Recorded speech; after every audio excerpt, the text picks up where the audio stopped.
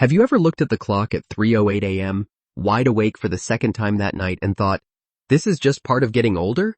What if it's not? What if waking up to pee isn't a bladder issue, not a prostate issue, not normal aging, but a metabolic signal your body has been trying to send you for years? Let me paint a picture. Imagine two people in their late 50s.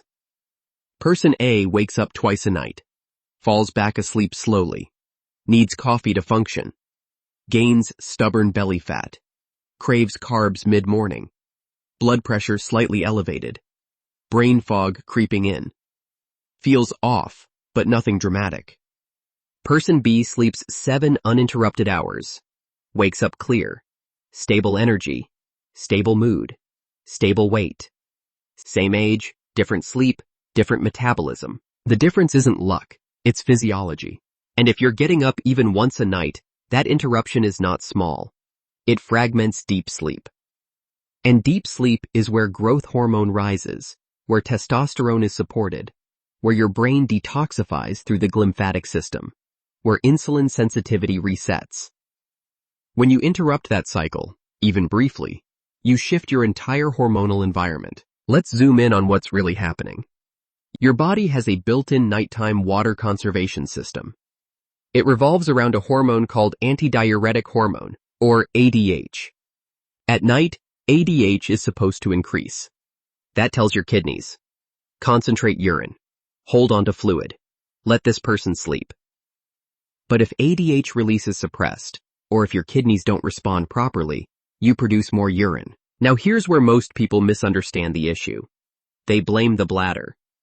But the bladder is just the storage tank. The real action is happening in the kidneys and your bloodstream.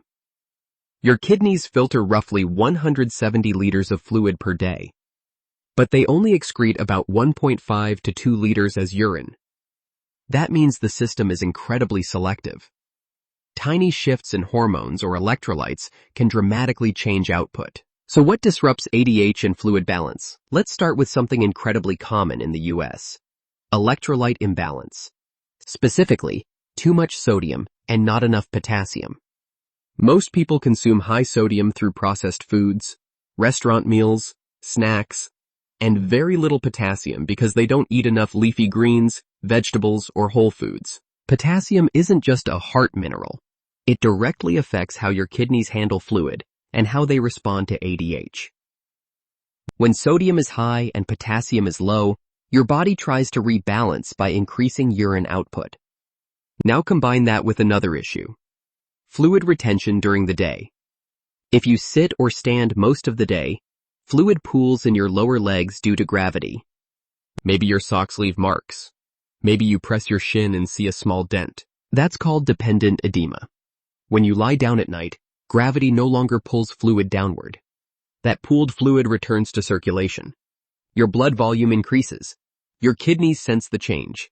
They respond by excreting more urine. Now you're awake at 1:42 a.m., but that's only one piece. Let's talk about blood sugar. Even if you're not diagnosed diabetic, insulin resistance can silently drive nighttime urination. Here's why. When blood glucose rises, your body must maintain balance. Excess glucose in the bloodstream gets filtered through the kidneys. Glucose molecules pull water with them. This is called osmotic diuresis. Water follows sugar. So if you eat dessert, snack on crackers, have bread, rice, or starch late at night, your blood sugar rises. Your insulin may struggle to keep up if you're insulin resistant. Excess glucose spills into urine, and water follows it out. Now imagine this happening at 11 p.m. Your body is trying to sleep. Instead, it's correcting your metabolic imbalance. You wake up. Then poor sleep increases cortisol. Elevated cortisol worsens insulin resistance. Insulin resistance increases nighttime urination. The cycle tightens, and the consequences go beyond fatigue. Chronic sleep fragmentation increases risk for weight gain, especially visceral fat, elevated blood pressure, increased arterial stiffness, type 2 diabetes, mood disorders, reduced cognitive performance, reduced testosterone. So the bathroom trip isn't the real issue. It's the hormonal cascade that follows. Now let's add another layer. Evening habits. Many people underhydrate during the day. They're busy, not thirsty, running around. Then evening comes. They relax. They finally feel thirsty. They snack, often on salty or carbohydrate-heavy foods. Salt increases thirst. Carbs increase blood sugar. Blood sugar increases urine production. Thirst increases fluid intake. Then they drink large amounts of water between 7 and 10 p.m. and then expect uninterrupted sleep. It doesn't work that way. Hydration timing matters. Your body doesn't shut off fluid processing at bedtime. Now let's talk about caffeine. Caffeine suppresses ADH. That means it directly reduces your ability to conserve water. If you drink coffee in the morning, that's usually manageable. But if you drink multiple cups throughout the day, or caffeinated tea in the afternoon, caffeine may still influence your nighttime hormone balance. Even chocolate contains mild stimulants that can contribute.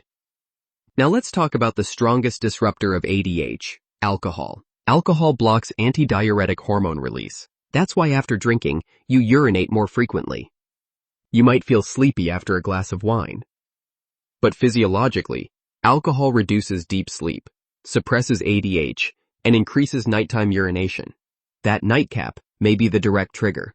And then there's protein. This one surprises people. When you metabolize protein, your body produces urea as a waste product. Urea must be excreted through urine. If you eat a very large protein-heavy dinner, especially late, you may increase nighttime urine production simply due to nitrogen excretion. Protein is essential, but timing matters. Shifting more protein to earlier meals and moderating it at dinner can reduce nighttime disruptions. Now let's address a different scenario. Some people wake up urgently, but produce very little urine. That often points to nervous system signaling. Your bladder is controlled by the autonomic nervous system. Vitamin B1 plays a critical role in nerve function. Magnesium supports B1 activation and neuromuscular regulation. If you're deficient, the bladder may misfire signals. You feel urgency without volume. That's not a fluid problem. That's neurological signaling. Now here's the part most people ignore. They assume waking once a night isn't a big deal. It's just once. But deep sleep happens in cycles. If you interrupt the cycle during slow-wave sleep, you reduce growth hormone release. You impair brain detoxification. You blunt testosterone production. You elevate cortisol. One interruption matters. 2 or 3 magnifies the effect. Now imagine this happening every night for 10 years. That's not small. That shapes your metabolic trajectory. So how do you reverse it? Here's a structured approach. First, front-load hydration. Drink most fluids before late afternoon. Gradually taper intake 3 hours before bed. Second, eliminate nighttime snacking, especially carbohydrates and salty foods. This single change often produces dramatic improvement. Third, avoid alcohol in the evening. Fourth, reduce caffeine and keep it earlier in the day. Fifth, increase potassium-rich foods during the day. Leafy greens, avocados, vegetables. Sixth, moderate protein at dinner. Seventh, support nervous system nutrients if urgency without volume is present. Adequate B1 and magnesium glycinate. Eighth, and this is foundational, improve insulin sensitivity. Lower refined carbs. Stabilize blood glucose. Prioritize metabolic health, because if blood sugar remains stable, there is no reason for water to follow glucose into urine at 2 a.m. Now let's talk about expectations. Many people notice improvement within days of adjusting hydration timing and eliminating nighttime carbs. Within 2 weeks, sleep continuity often improves significantly, and when sleep improves, something powerful happens. Morning cravings drop. Energy stabilizes. Mood improves. Blood pressure improves. Waist circumference decreases. Mental clarity returns. People often say, "I didn't realize how tired I was until I finally slept through the night." That's because your baseline shifted slowly over years. You adapted to broken sleep. But your physiology never stopped paying the price. This isn't about aging. It's about alignment.